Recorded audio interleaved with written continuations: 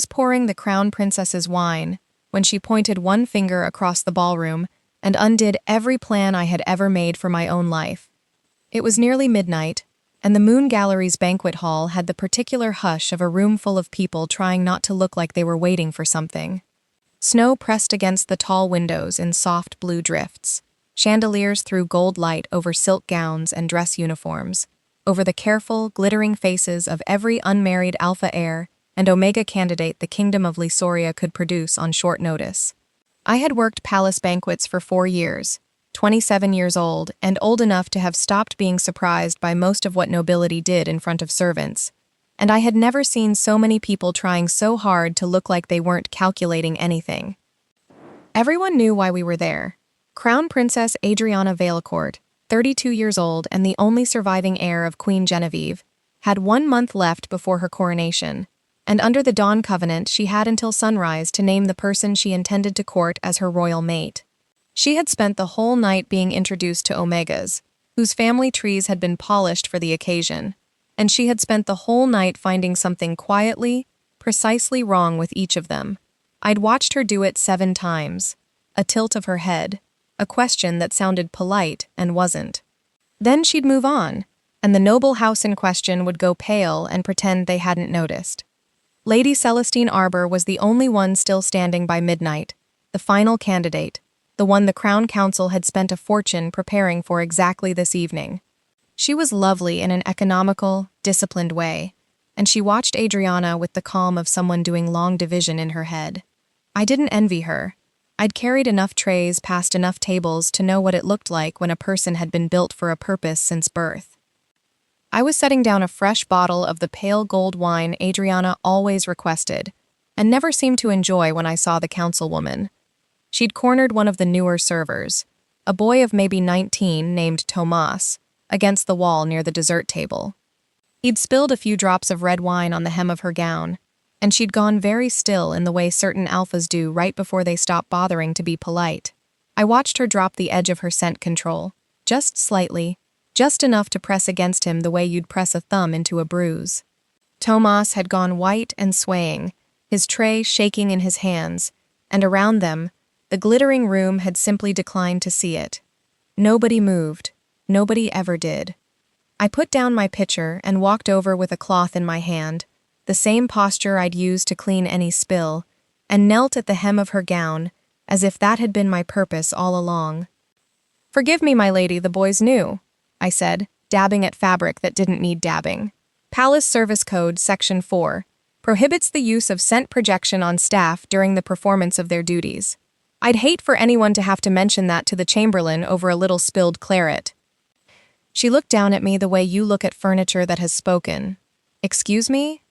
"I only mean it would be a shame," I said, in the same mild voice I used for wine recommendations, "for a member of the council to be the reason we had to file an incident report on selection night, of all nights. So much attention on the room already."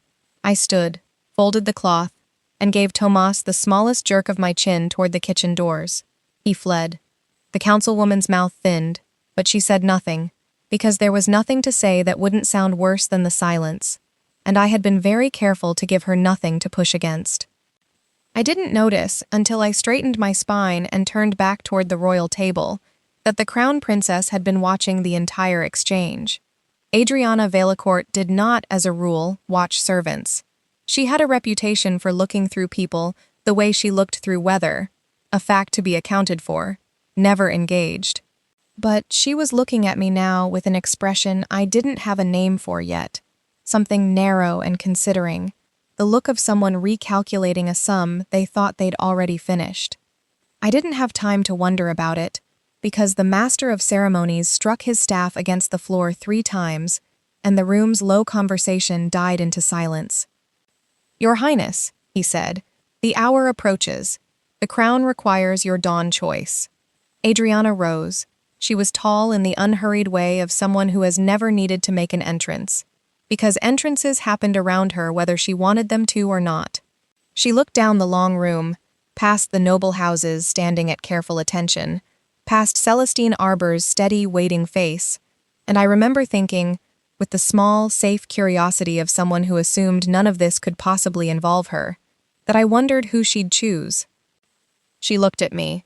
I had a silver pitcher of wine in both hands and a bottle of the pale gold vintage still tucked against my hip, and I looked back at her, the way you look at someone before you understand they are looking at you on purpose. Her, Adriana said. The word landed in that vast, glittering room like a dropped glass. I actually turned around because there was a column behind me and a cluster of minor nobles, and it seemed far more likely that the Crown Princess of Lysoria was gesturing at literally anyone else in the building. There was no one there. Your Highness, the Master of Ceremonies said carefully. Could you clarify? The woman holding the wine, Adriana said, without raising her voice at all, which somehow made it worse. Every head in the ballroom turned to look at me. I felt the weight of several hundred stares land on me at once. The particular vertigo of becoming, in the space of one sentence, the most interesting person in a room full of people who had spent their whole lives trying to be interesting. Elowen Marlowe, the Chamberlain said, reading my name off some list I hadn't known existed. Please approach the dais. I did not approach the dais. I stood exactly where I was, because I had a silver pitcher worth more than my annual salary in my hands, and I was not about to be the girl who dropped royal silverware in front of the entire court because she panicked. Someone will need to take this first, I said, to no one in particular, holding the pitcher up slightly. There was a ripple of something in the crowd, shock breaking, for one instant, into something almost like laughter, and a junior server scrambled forward to relieve me of both the pitcher and the bottle, hands shaking so badly the wine sloshed. Only then did I walk the length of that terrible room, past faces I recognized from 4 years of pouring their drinks and refilling their glasses, and being, as far as most of them were concerned, part of the furniture. Adriana did not smile when I reached her. She did not reach for my hand. She did not say anything about mates or fate or destiny, which I would learn later was entirely in character, because Adriana Valecourt did not say things she hadn't thought all the way through first. Elowen Marlowe, she said, quiet enough that it barely carried past the dais, though every ear in the hall was straining to hear it anyway. Will you hear my proposal before sunrise? It took me a moment to understand what she'd actually asked, because it wasn't what I'd braced for. She hadn't claimed me. She'd asked. If I say no, I said, does it cost me my position? Something flickered across her face. Surprise, maybe, that I'd asked a practical question instead of a romantic one. No. Will that still be true tomorrow, after the newspapers print whatever they're about to print about tonight? She turned, without hesitation, to the pale, startled Chamberlain. Elowen Marlowe's employment in the Moon Gallery is protected regardless of her answer tonight. See it recorded. I want witnesses. It was recorded. I watched 3 separate officials write it down. Then I'll hear it, I said. That was the whole of it. The moment the tabloids would spend the following year calling the most romantic instant in Lysorian history. From where I stood, it had felt less like romance and more like negotiating the terms of a hostage exchange in which I was, unfortunately, the hostage. Before we return to the story, a quick note for my lovely viewers. While this YouTube series keeps things safe, my Patreon is where the real fun happens. That's where you'll find completely uncensored GL stories, much hotter exclusive videos, and bolder adventures that are just too spicy for YouTube. If you want the full, no-limits experience and to support more of this kind of storytelling, the Patreon link is in the description below. 2 guards escorted us. Adriana, myself, a beta royal attorney named Master Renfrew, and Priya, the shift steward who insisted on coming as my staff representative, to a private drawing room off the east wing, all pale winter light and banked fires. I sat with my hands folded in my lap, the way I'd been trained to stand near royalty without ever quite relaxing, and asked every question I could think of, before I let myself feel anything about the fact that the Crown Princess of Lysoria was sitting across from me looking, for the first time all night, faintly uncertain. What happens to my wages if I accept? I said. Unchanged if you continue working. Adjusted only if you choose to stop, in which case the Crown provides a standard companion stipend. Do I become Crown property? No. The Dawn Covenant grants no ownership of any kind. You would be my Dawn companion for 30 days. No bond, no mark, no permanent title. At the end of 30 days, either of us may decline to continue, and the arrangement dissolves with no legal consequence to you. Can I quit the courtship? At any time. Can you end it? At any time. Though I imagine the newspapers would enjoy that considerably more if I did it than if you did. What happens if my heat starts during the 30 days? She didn't flinch from the question, which I appreciated more than I expected to. You would be cared for by palace medical staff of your choosing, in whatever location you choose, with no obligation to include me in any part of it. Can the palace force a bond? Medically, under any clause. No, said Master Renfrew, before Adriana could answer. The covenant is explicit. No biological mark, bite, or bond may occur without the documented voluntary consent of both parties, obtained while both are of sound mind and outside of heat or rut. It has never been legal. It will not become legal for you. What happens to my sister? That one made Adriana pause, just slightly, as if she hadn't expected the question to widen that far. Nothing happens to your sister unless you wish it to. I can offer nothing to your family that you have not asked for. Will I lose any legal rights by entering this courtship? Anything at all? My citizenship standing, my right to hold property, my right to work outside the palace if I ever chose to. None, Master Renfrew said. A Dawn companion retains full legal personhood throughout the courtship period. You are not, at any point during these 30 days, a ward of the crown, a dependent, or a subject of any diminished status. Several past companions have found that fact surprising. It has always been true. Then why does everyone act as though it isn't? Because custom is louder than law, Adriana said, and no one has bothered to correct the custom in a very long time. I studied her for a long moment. She held very still under it, the way I imagine soldiers learn to hold still under inspection, and I understood, distantly, that she was as uncomfortable as I was, only better at hiding it. Why me? I said. She didn't answer right away. You were the only person in that ballroom tonight who behaved as though rank didn't excuse cruelty. I have been surrounded by people angling for my attention since I was 7 years old, Miss Marlowe. I know what it looks like when someone performs decency for an audience. You weren't performing. You didn't know I was watching. It was true, and it was also, I could tell, not the whole truth. I filed the gap away and didn't push. Not yet. I can offer you 30 days, she went on. No engagement. No obligation to move into royal apartments. No requirement to share my rooms, my table, or my bed. You keep your position if you want it. You retain your own legal counsel, at Crown expense, who answers only to you. I will absorb whatever political cost results from choosing you. In exchange, you would give me 30 days in which the council cannot select my future for me. And what do you get out of that exactly, besides not marrying whoever they pick? 30 days, she said again, simply, in which I get to be the one who decides. So I'm a shield. Yes, she said it without flinching, which I respected even as it made me angrier. I won't pretend otherwise to you, but you are not interchangeable with any other person in that room tonight. I chose you specifically. I am not yet prepared to tell you why. Before I could decide whether that admission made things better or worse, a runner arrived breathless from the council chambers. Several members were already arguing that my selection should be voided, since I held no noble title, and the covenant, in their reading, implied the chosen companion must come from a recognized house. I sat up straighter. That's not what the charter says. Adriana looked at me properly for the first time all night. You've read the charter. I studied constitutional law at the City Academy, before I left to help support my family.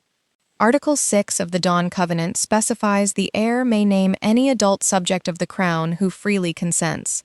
There's no birth requirement in the operative text. If the council is quoting something else, they're quoting custom, not law. She was quiet for a moment. Would you be willing to prove that to a room full of people who would very much prefer you were wrong? I'd enjoy it, I said, and meant it, and something in her face, not quite a smile, but its cold cousin, told me she believed me. We went down to the archive together, the four of us and 2 silent legal witnesses, into the cold stone belly of the palace, where centuries of royal record kept their long sleep. Oil lamps threw shadows across shelves of crumbling vellum. Somewhere above us, servants moved through the walls on their invisible errands, and a distant clock told the hour, counting down what remained of the night in a way that made my stomach twist every time. Adriana worked beside me with her sleeves pushed back, sorting through boxes of ceremonial record, with a precision that surprised me. I'd expected a princess to stand back and direct servants to do the dusty work. Instead, she knelt on the cold floor beside me, reading by lamplight, occasionally passing me a scroll with one raised eyebrow that meant this one, "Tell me if I'm wrong." "You left university for your family," she said. Not quite a question. Somewhere around the second hour. "My mother died. My sister was 12. Someone had to pay rent that wasn't going to wait for me to finish a degree in constitutional theory." I braced for pity. "It didn't come. Do you regret it?" "Every single day," I said, "and I would do it again tomorrow."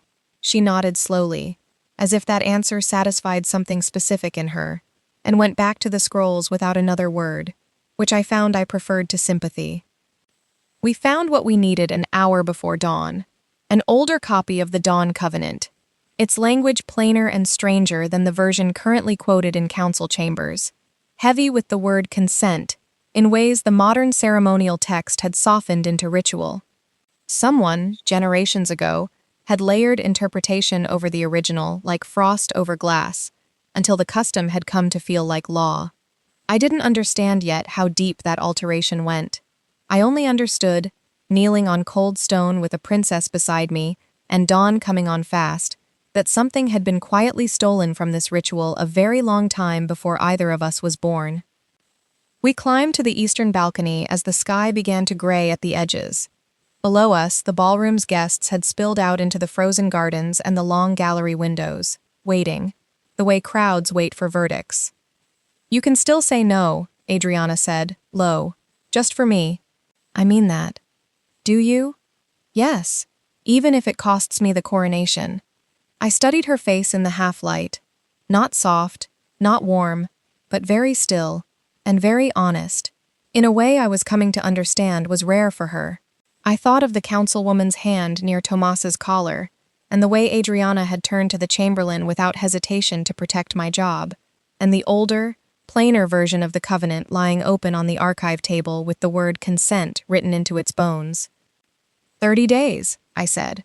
Not because I believe in destiny, because I want to know why you really chose me, and because whatever's been done to that law needs someone to finish undoing it. The sun came up over the palace roofs. Somewhere below, the bells began to ring, and Elowen Marlowe, senior waitress of the Moon Gallery, became the Crown Princess's dawn companion for 30 days, on my own terms, with my job intact and my name still my own. I woke that afternoon in my ordinary staff room above the kitchens, in my ordinary narrow bed, and spent one entire disoriented minute convinced the whole night had been a fever dream brought on by too many hours on my feet. Then I opened the door and found it stacked 3 deep with flowers from families I'd never met, a folder of etiquette manuals someone had already delivered, 4 separate marriage proposals from opportunists who apparently thought I was now available to the highest bidder, and 1 furious letter accusing me of witchcraft. Guards stood at the end of the corridor. I could hear shouting from the staff gate, where reporters had apparently decided that palace kitchens were now public property. The palace tried to move me into royal apartments that same afternoon. A very earnest steward arrived with a checklist and a team of 4 to pack my belongings, all 14 years of them, into crates lined with tissue paper, as though I owned porcelain instead of second-hand books and 1 good coat. I refused, politely at first and then not politely at all, and sent the crates back empty. Adriana, when consulted by telephone, backed me without argument, which surprised the steward considerably more than it surprised me. He left looking as though he'd been personally wronged by the entire concept of an Omega who did not want a bigger bed. Priya found me an hour later sitting on the floor of my ransacked room, surrounded by unopened flower arrangements, laughing in the particular unsteady way that means you are 1 sentence away from crying. She sat down next to me, picked up the witchcraft letter, read it aloud in a dramatic voice until I actually did laugh properly, and then told me, with the blunt kindness of someone who had trained beside me for 4 years, that I still had a shift in 2 days, and the gallery wasn't going to run itself just because I'd apparently become a constitutional crisis. I finished my last scheduled shift in the Moon Gallery on principle, because I was not going to let anyone decide that carrying trays had become beneath me the moment a princess pointed at me across a ballroom. Adriana came in for lunch halfway through that shift. The entire kitchen nearly combusted. I walked over anyway, notepad in hand, and asked what Her Highness would like. "The pale gold wine," she said, "and whatever's simplest on the menu." "You have terrible taste," I said. "That vintage tastes like a candle that gave up." I was informed royal companions are meant to flatter one another. "Then you selected the wrong waitress." Something in her mouth almost moved. Not quite a smile. The suggestion of one, filed away for later. "So I'm discovering," she said, "and let me bring her the good red instead," and didn't complain when I did. The 30 days that followed refused to organize themselves into anything as tidy as a courtship. There was an etiquette lesson, conducted by a nervous instructor named Master Odell, who had clearly been briefed to expect a difficult pupil. He spent 40 minutes on the correct sequence of forks before I finally set my hands flat on the table and asked, with perfect politeness, why heirs to the throne were taught treaty law and border negotiation, while royal mates were taught which utensil belonged to the fish course. He opened his mouth, closed it, and looked helplessly toward Adriana, who was sitting in the corner pretending to review correspondence. "She's not wrong," Adriana said, without looking up. "Your Highness, tradition holds." "Tradition also held that Omegas couldn't hold crown appointments until my grandmother's reign," I said. "Traditions get revised the moment enough people find them inconvenient. I'd like to know why this one survived so long, when it's never once been useful to anyone but the people selling silverware." Master Odell did not have an answer. He packed his diagrams away 20 minutes early and did not return the following week. A second instructor arrived instead, with an entirely different curriculum that included, to my considerable satisfaction, a full session on how royal households actually functioned, room by room, staff by staff, the kind of practical knowledge I already possessed, and Adriana, it turned out, did not. There were quiet breakfasts in the palace kitchen at dawn after that, because I refused, flatly, to eat while 20 servants stood behind my chair pretending not to watch me chew. Adriana joined me there more mornings than not, in shirt sleeves, drinking tea that had gone cold while she read council reports, and I found I liked her best in that unguarded hour before the day put its armor back on her. She learned, slowly, to let the head cook shoo her away from the stove when she tried to help. I learned that the Crown Princess of Lysoria could not, under any circumstances, be trusted near a pan of eggs. We took a carriage through the working districts one gray afternoon, and I made her get out and walk through a block of tenement housing the Crown had been promising to repair for 6 years. An old woman named Mrs. Halloway invited us in without any idea who Adriana was, offered us both weak tea and chipped cups, and described a roof that had been leaking into her grandson's bedroom since the previous winter, with the tired patience of someone who had stopped expecting anyone to fix it. Adriana asked follow-up questions that weren't performative. How long? How much? Who had promised what and when? And wrote the answers down herself, in a small notebook, instead of handing the task to an aide. She was quiet in the carriage afterward for the better part of an hour, before finally saying, "I didn't know it was that bad," in a voice with none of its usual polish, and I believed her, because I had watched her write down the grandson's name. She took me to my old academy, unannounced, and stood quietly at the back of a lecture hall, while one of my former professors, not recognizing me at first in my plain coat, described an essay I'd written on succession law nearly 6 years earlier as one of the sharpest pieces of undergraduate work he'd read in a decade. He didn't know I was standing in the doorway until a student elbowed him and pointed, and then the whole hall turned to stare, and I spent 10 excruciating minutes being congratulated for an essay I barely remembered writing at 2 in the morning between restaurant shifts. Adriana didn't say anything about it in the carriage home. She simply looked at me differently for the rest of the evening, the way you look at a book you'd assumed you already understood, and just discovered had another 200 pages. There was a formal dinner where 3 separate ambassadors tried to trap me into embarrassing myself with trick questions about trade policy, phrased with the particular false friendly tone people use when they already know the answer and want to watch you fail to find it. The Ilvarian ambassador asked, with a small smile, whether I understood the difference between a tariff and a quota. I told him I did, and explained it in 2 sentences that also happened to point out a flaw in his own country's grain export argument from earlier that evening, which made 2 junior diplomats at the far end of the table choke quietly into their wine. I answered every trick question correctly, mostly out of spite, and watched Adriana's mouth twitch with something like pride she was working very hard not to show, and Chancellor Marielle Vossen watched me from across the table with an expression that gave away nothing at all, which I would later learn was the most dangerous expression she had. There was a fencing gallery at 6 in the morning, where I watched her run drills alone in the cold, with a discipline that had nothing performative in it at all, sweat-damp and focused and, for the first time, entirely unguarded, because she hadn't expected an audience. She startled when she saw me in the doorway. I told her she looked less like a winter princess and more like a person. She said that was, apparently, meant to be an insult, and I told her it wasn't, and something eased in her shoulders that hadn't been there a moment before. There was a greenhouse full of night-blooming flowers, its filtration so sophisticated that scent suppressants became unnecessary inside its walls, and the first time I stepped through its doors without mine, I caught, underneath the flowers, something that was entirely her: frost-touched rosemary, dark pear skin, parchment, the mineral warmth of a hearth burning low, and had to stop and remember how to breathe normally. There was a servant's staircase where Adriana got hopelessly lost, because she had lived her entire life in a palace and had never once used the routes the people who ran it actually walked, and I laughed at her, properly laughed, for the first time since the banquet, and she looked so startled by the sound that I laughed harder.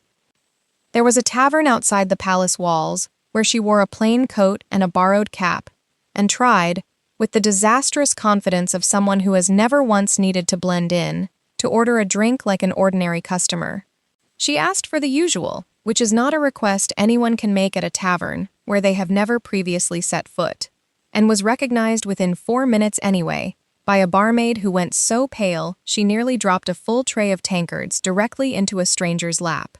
We left laughing, both of us, out into the cold night air, snow catching in her hair under the borrowed cap, and she admitted, breath-fogging, that she had never once in her life managed to be anonymous anywhere, not even for an hour, and that she had rather liked how it felt for those 4 minutes before it ended.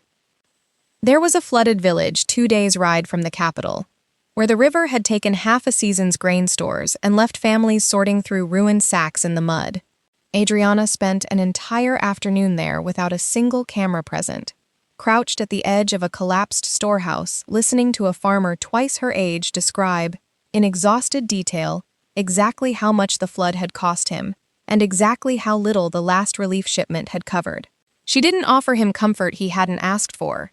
She asked him what would actually help, specific numbers, specific timelines, and wrote his answers into the same small notebook she'd started keeping for no one's benefit but her own. On the ride back, she was silent for a long while, before saying that she'd read 100 reports about flood relief in her life, and never once heard the actual arithmetic of it from someone standing in the mud. I told her that was, more or less, the entire argument of every letter I'd ever written her, back when neither of us knew the other was on the other end of it.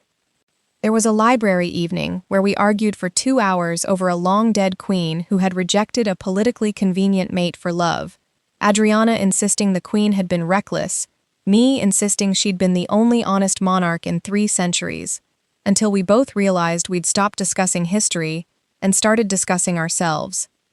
There was a snowy courtyard where I taught her to build a snowman, badly, because apparently no one had ever thought to let the heir to the throne play in the snow as a child, and her first attempt collapsed sideways with such spectacular incompetence that I had to sit down in the snow, laughing, while she stood over the wreckage looking personally offended by physics. And there was a night, late, after a press conference that had gone brutally, where I found her alone in a cold sitting room with her head in her hands, and she admitted, in a voice with none of its usual polish, that she was tired in a way that had nothing to do with sleep. I sat beside her without saying anything useful. She let me. It was, I think, the first time she'd let anyone simply witness her being tired instead of managing it for them. The strangest part of those 30 days was how often Adriana seemed to already understand me. She'd finish an argument I was building before I got to the end of it. She'd anticipate an objection I hadn't voiced yet, answer it before I asked. It unsettled me in a way I couldn't name, the sense of being read by someone who had somehow already had the conversation with me once before, in some other room I hadn't been present for. I didn't understand why until much later, though the seeds of it had been sitting in a locked palace desk for over a year.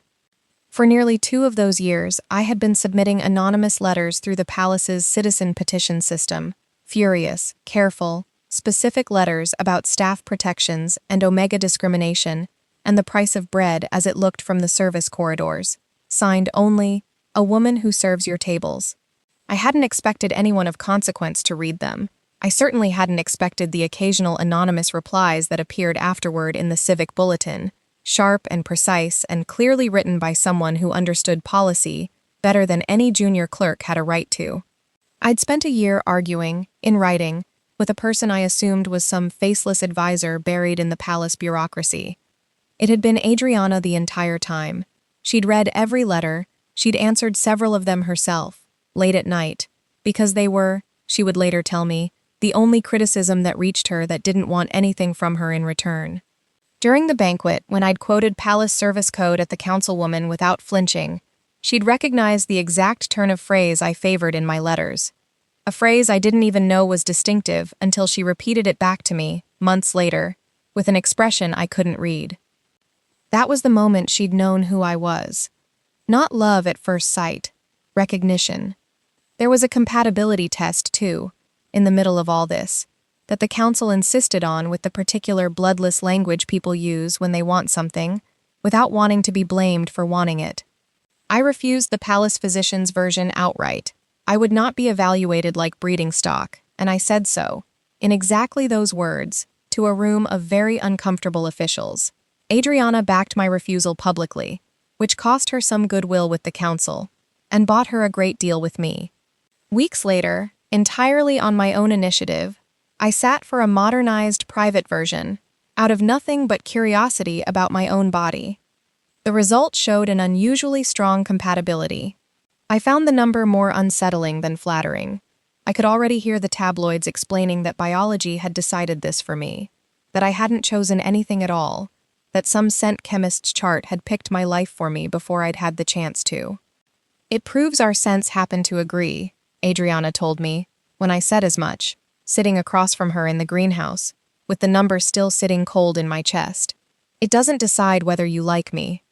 "Unfortunately," I said, "I'm beginning to suspect I do." She looked, for one unguarded second, genuinely undone by that sentence, in a way that 4 years of pouring wine for the most powerful people in the kingdom had never once let me see on anyone's face. My heat arrived 4 days earlier than expected, stress-shortened, the way heats sometimes go when your whole life has recently been picked up and shaken like a snow globe. I told the council I intended to spend it in my own care apartment, under my own physician, as any Omega had the right to do, and when several members objected that, as the princess's companion, I ought to remain near her, I refused flatly, and Adriana backed the refusal without a second's hesitation. Before I left, though, I asked her, awkwardly, whether she might spare a scarf. Her scent had become, over those weeks, an unexpected comfort, and I wanted something of it near me through the worst of the fever, without wanting, or asking for, anything more than that. She didn't make it into anything larger than what I'd asked. She simply handed me a scarf she'd worn that morning, her expression carefully neutral, and told me to call if I needed anything. I called on the second night, half out of my mind with the particular loneliness of a heat spent alone. She didn't come into the room. She asked, through the cracked door, what I actually wanted. And when I said I only wanted her voice, she sat outside on the hallway floor for hours and read to me from one of the constitutional texts we'd been arguing over, low and steady, until the fever eased enough for me to sleep. At some point, I reached my hand through the gap in the door, and she took it, and held it, And that was the whole of it. No bond, no mark. Nothing but 2 hands and a voice in the dark. In the morning, I was terrified she'd have decided the whole thing meant something binding. She told me, gently, that I had asked her for comfort, not a claim, and that she intended to remember the difference for as long as it mattered to me. I trusted her more after that night than I had in the entire month before it. Our first kiss happened days later, once I was entirely myself again, in the greenhouse, over an argument that had somehow turned into laughter about nothing at all. In the middle of it, Adriana said, without meaning to, that she had wanted to kiss me since before the selection banquet even happened. How much before? I asked, too fast, and watched her realize, a half-second too late, exactly what she'd let slip. Can we discuss that afterward? She said. No, I said. And then, quieter, I want one thing tonight that has nothing to do with politics or law or letters. Just this. I kissed her first.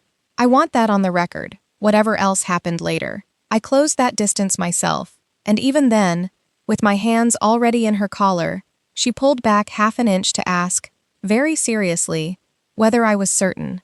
I told her I was. The kiss that followed had 4 years of careful distance behind it, and nothing careful in it at all. Her hands finally allowed to be unguarded against my jaw, my hands fisted in a coat that cost more than my old flat, both of us trembling in a way neither of us had planned for. The letters came out into the light 2 days after that, and not gently. Adriana had asked me, in the middle of an emergency council session called to discuss the coming Noble Challenge vote, to run down to the archive and retrieve her original research notes on the Covenant's ratification history, the same notes we'd built our entire defense on. I went without thinking twice about it, because by then, I had a standing pass to rooms most staff never entered, and because it was, on its face, an entirely ordinary errand. I found the folder exactly where she'd said it would be, in a locked drawer she'd given me the key to weeks before, and it was only while I was gathering the loose pages back into order that I saw my own handwriting looking back at me from underneath a stack of council memoranda. Adriana had asked me to retrieve her original research notes from the archive during an emergency council session, and among the folders I found one of my own letters, years old, in my own handwriting, annotated in the margins in hers. I stood there a long time, understanding, piece by piece, exactly how long she had known me before I had known her at all. I confronted her that night. She didn't deny anything. She told me everything, the letters, the year of anonymous correspondence, the moment of recognition at the banquet, and then, because she was, whatever else she was, honest to a fault, she told me about the background check as well. A full review of my finances, my academy record, my housing, my family, run before sunrise, before I'd even agreed to hear her proposal. It was required, she said. No commoner enters royal courtship without security clearance. I didn't choose that part. You knew enough about me to choose me, I said, and the words came out of me shaking. You never gave me enough truth to choose you. You had a year of my private thoughts and a file of my private life, and I had one ballroom and a raised finger. That isn't a courtship, Adriana. That's a debt I didn't know I owed. She didn't argue. She apologized and meant it, and I could see it cost her, because apology had never been a language she'd been taught fluently. It didn't fix anything that night.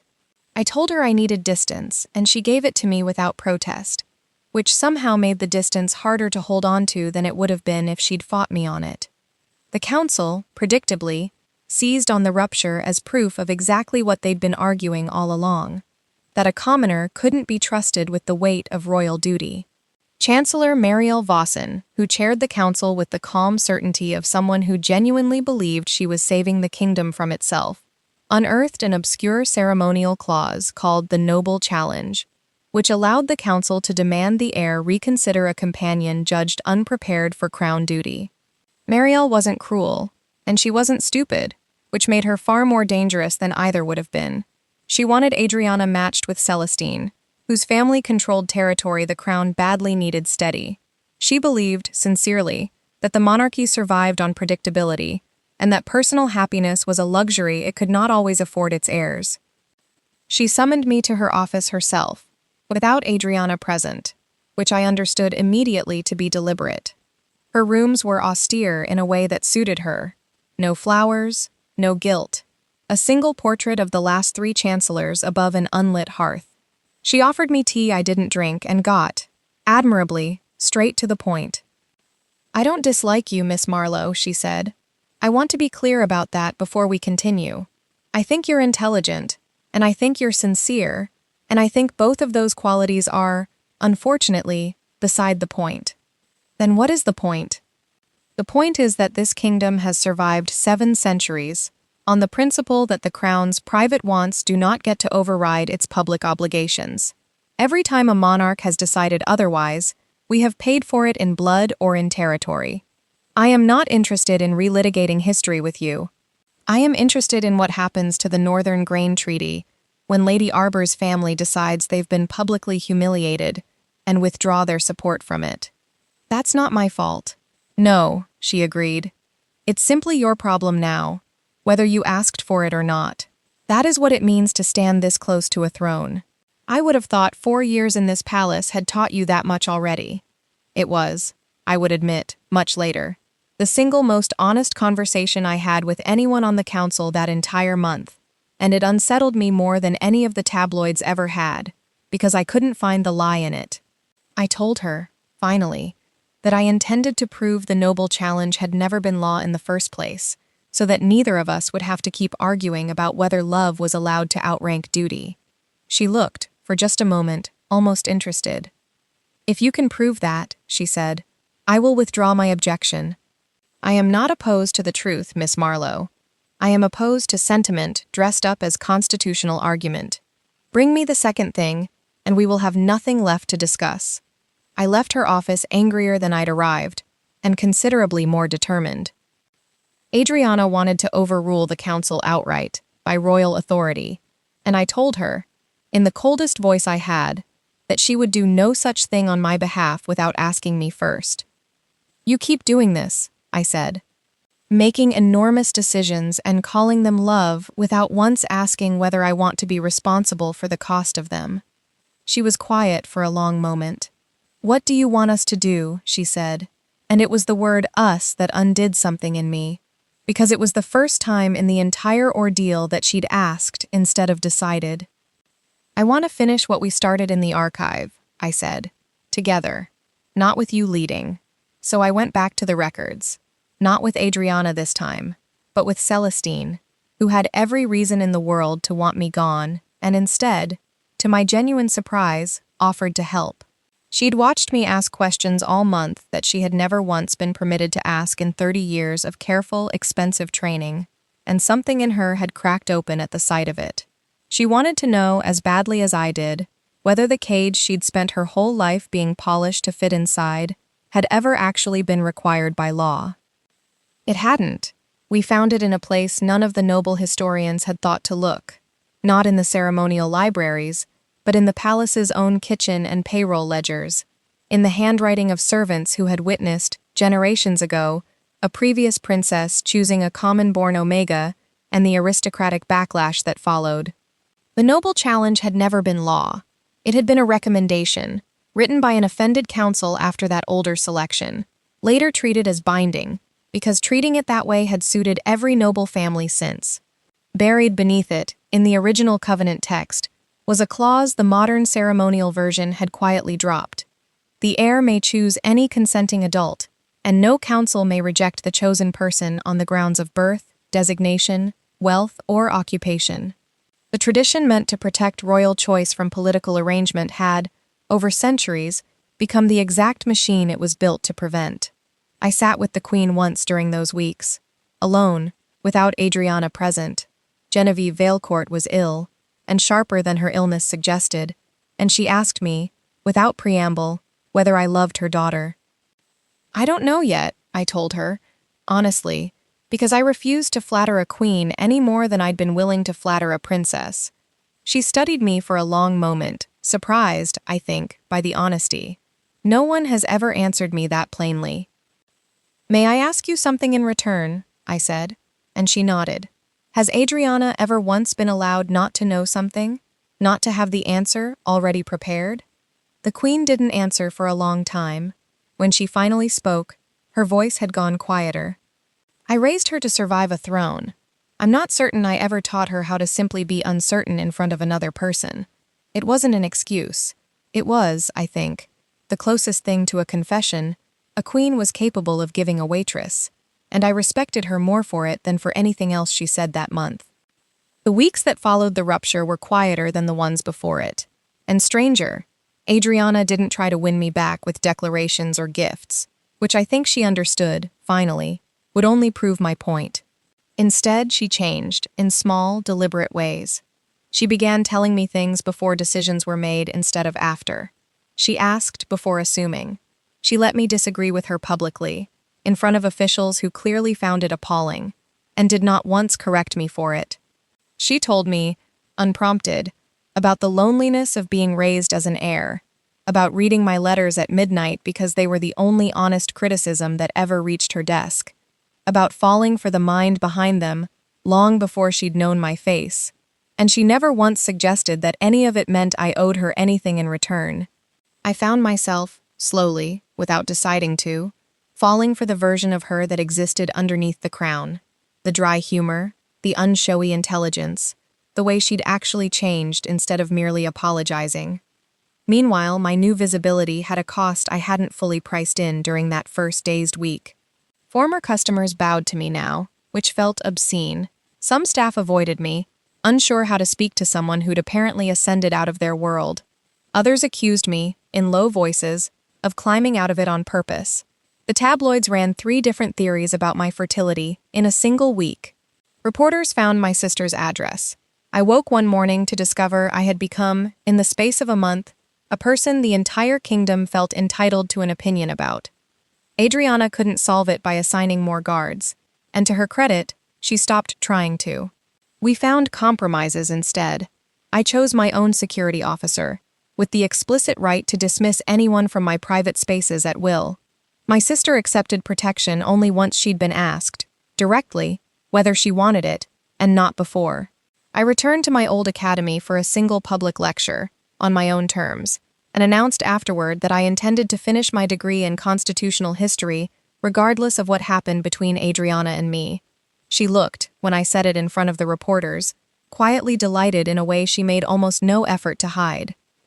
The 30 days ended at another royal gathering, and this time I walked through the front doors instead of serving drinks inside them. I still felt strange in the formal clothes. I still noticed, out of old habit, which server needed a second pair of hands with a heavy tray, and had to stop myself twice from reaching for it. The council announced, before the assembled court, that my eligibility would be put to a formal vote at dawn under the noble challenge. Adriana, predictably, was furious, and announced on the spot that she would reject the mate requirement entirely, rather than submit me to a vote, even if it cost her the coronation. I pulled her aside before she could finish making that promise in front of witnesses. "You're doing it again," I said, deciding my future for me and calling it love. "I won't let you burn your throne down without asking me first whether that's what I want." She stopped. Something in her face cracked open, finally, fully. "What do you want us to do?" she asked again, and this time there was no performance in it at all. "I want us to finish it properly," I said, "together. One more night." We spent that last night moving through the palace like conspirators. Myself, Adriana, Celestine, the Queen's own archivist, and 2 legal scholars pulled from their beds in their nightclothes, chasing the trail Celestine and I had already found. We went through the sealed treaty cabinet first, its lock so old the archivist had to fetch a second key from a drawer no one had opened in a decade, and found nothing but 3 centuries of border disputes that had nothing to do with us. The Coronation Library gave us more, a marginal note in a long-dead scholar's hand, questioning why the noble challenge appeared nowhere in the Covenant's original ratification records. But no proof, only suspicion. It was Celestine, at nearly 3 a.m, who remembered a former queen's private correspondence, still tied with a faded ribbon in a box no one had catalogued properly, and inside it a letter describing, in furious, unpolished handwriting, exactly how her own council had punished her for choosing a common-born Omega 140 years before us. Even that wasn't enough on its own. It was Adriana, of all people, who thought to send for the servants' record books, the kitchen ledgers, the payroll accounts, the daybooks kept by staff whose names no royal historian had ever thought worth cataloging, because no one had ever imagined the truth might be sitting exactly where people like me had been standing the whole time. We found it near dawn, in the neat, careful hand of a assistant steward long dead, a first-hand account of the council's reaction to that older queen's choice, written the same week it happened, describing the noble challenge being drafted specifically to prevent it from ever happening again. A recommendation, never a law, never ratified, never anything but 3 angry noble families writing their outrage down and calling it tradition, until enough time passed that no one remembered the difference. By the time the sky began to gray, we had it all. Proof the noble challenge had never carried the force of law, and the original clause, plain as anything, guaranteeing the heir's free choice regardless of birth, designation, or occupation. We climbed to the same eastern balcony where I had said yes to 30 days a month before. Thousands of people had gathered in the frozen square below, drawn by rumor and dawn light and the particular hunger crowds have, for watching history, decide itself in public. Celestine stood before the council and formally withdrew herself from consideration, in a clear, steady voice that cost her, I could tell, everything she had. Chancellor Marielle argued her case with real conviction, that even if the old clause existed, a crown could not survive on personal desire alone, that stability sometimes required more than any one woman's happiness. I answered her myself. I told the crowd I hadn't spent 4 years carrying trays through this palace, because I dreamed of one day being chosen out of it. I told them I had liked that work, had been good at it, and had never once considered it a waiting room for something better. I told them the kingdom was held together, every single day, by people who were never once invited to sit at the tables they served, the servants who kept its ledgers, the farmers who fed its cities, the clerks who copied its laws by hand, and that none of those people had ever needed a princess to raise them up in order to matter. What they needed, I said, was for the law to mean what it had always actually said, instead of what 3 centuries of comfortable noble houses had found it convenient to pretend it said. I told them I had read every page of the older covenant myself, in the cold of an underground archive, on the very night the Crown Princess pointed a finger across a crowded ballroom, and that consent had been written into its bones long before anyone decided ceremony was a gentler word for control. I said the noble challenge Chancellor Vossen had invoked was not law and had never been law. It was the aftermath of a wounded house's pride, generations old, dressed up in enough ceremony that no one had thought to question it since. I said that if this kingdom truly believed a crown survived on predictability rather than trust, then it had already lost the argument it claimed to be having with me, because no law built on the fear of what people might freely choose was ever going to be worth defending. And I said, finally, looking not at the council but at the ordinary faces crowded into that frozen square, that I wasn't asking anyone to believe in fairy tales. I was asking them to believe that a waitress could read a law as carefully as any chancellor, and be right. Then Adriana did something I hadn't asked for and hadn't expected. She released me. Publicly, before the entire council, she announced that I had fulfilled every obligation of the temporary dawn courtship in full, and owed the crown nothing further. She lifted every political pressure from my shoulders with a single sentence, and stepped back from me on that balcony in front of thousands of people, refusing to let anyone say afterward that I had been cornered into anything. I chose you before you had enough information to choose me, she said, quiet enough that it was almost only for me. I won't do that twice.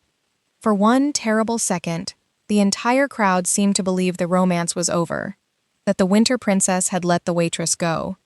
I looked at her, standing there having just handed away her own advantage, rather than keep any part of me that wasn't freely given. I looked past her at the servants watching from the edges of the balcony, at Celestine, steady and finally free of a role she'd never chosen either. I looked at the sun climbing over the palace roofs exactly as it had a month before. Then I crossed the space myself. I asked the legal scholar, in front of everyone, whether the covenant permitted the chosen companion to propose the final bond herself.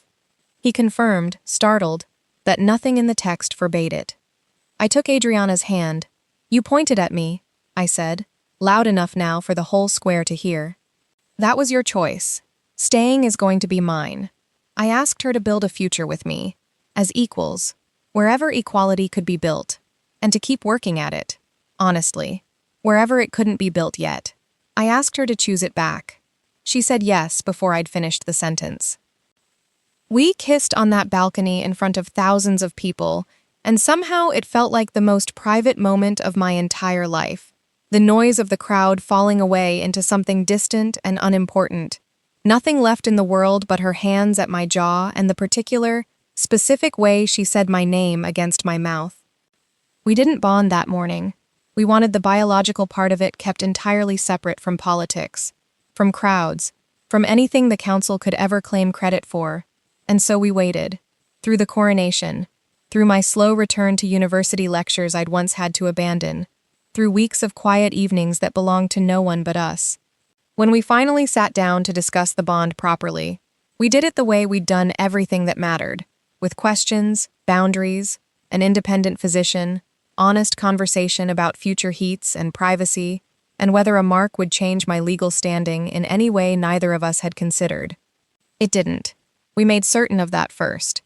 The bonding itself happened privately, weeks later, in a quiet room with the curtains open to ordinary daylight.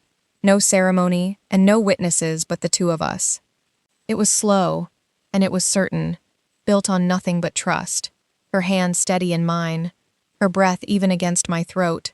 One last quiet question before she did it, and my answer given without a single second of hesitation. What the council had once treated as a political inevitability became, in that room, something we had simply decided, together, to want. A year later, Adriana was queen, and Genevieve had retired peacefully into the quieter rooms of the palace, present at every family dinner, and finally, visibly, at ease in a way I don't think she had been in decades. She and I had settled, unexpectedly, into an easy fondness of our own. She still asked me difficult questions, and I still refused to flatter her, and she still seemed to prefer it that way.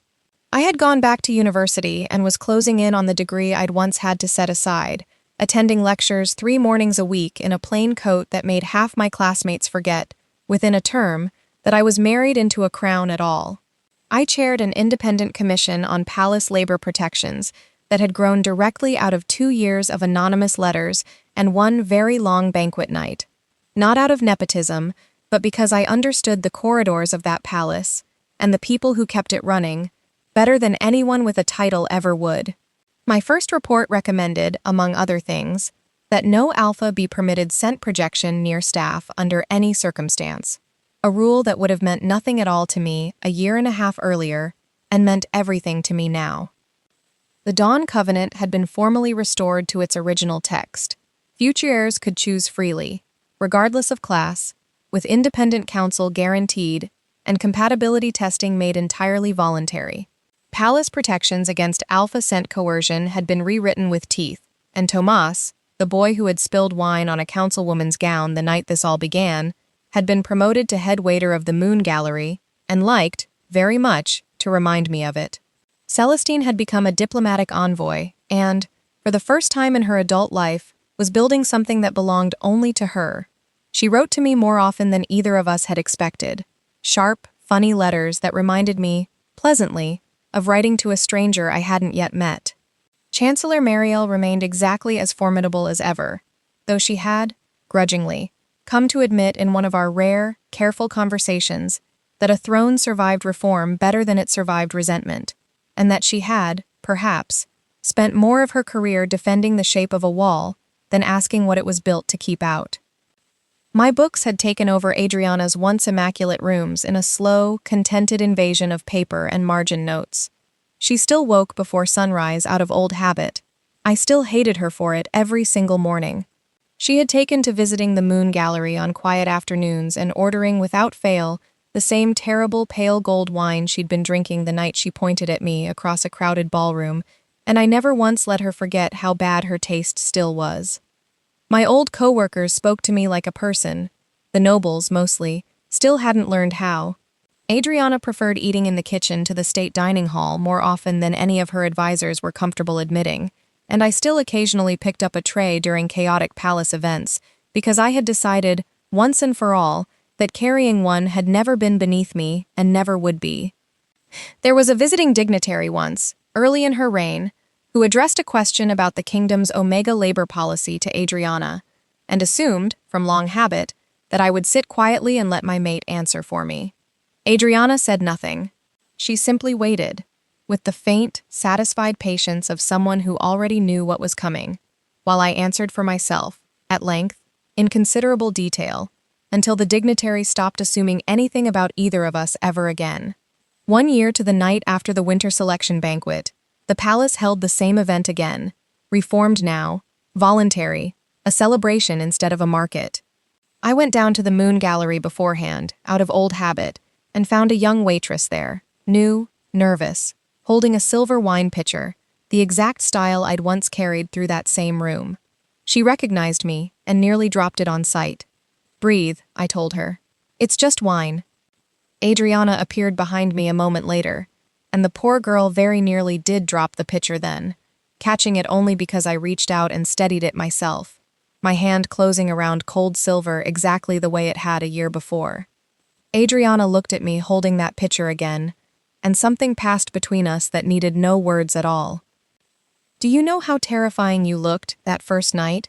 she asked quietly. "You're the one who pointed across an entire ballroom at an employee," I reminded her. "What would you do differently if you had it to do again?" "I'd ask," she said. I handed the pitcher back to the young waitress, whose hands had finally stopped shaking, and turned to the woman who had once chosen me with a single raised finger and had spent every day since learning, deliberately, patiently, to choose me instead with an open hand. She didn't reach for mine. She offered it, palm up, the way she always did now, leaving the last step entirely to me. I took it anyway. I always would. Not because a princess had pointed at a waitress on a snowbound midnight a year before, but because of every ordinary morning since. Every choice, small and unspectacular and freely made, that two people who could have walked away from each other chose, instead, to stay.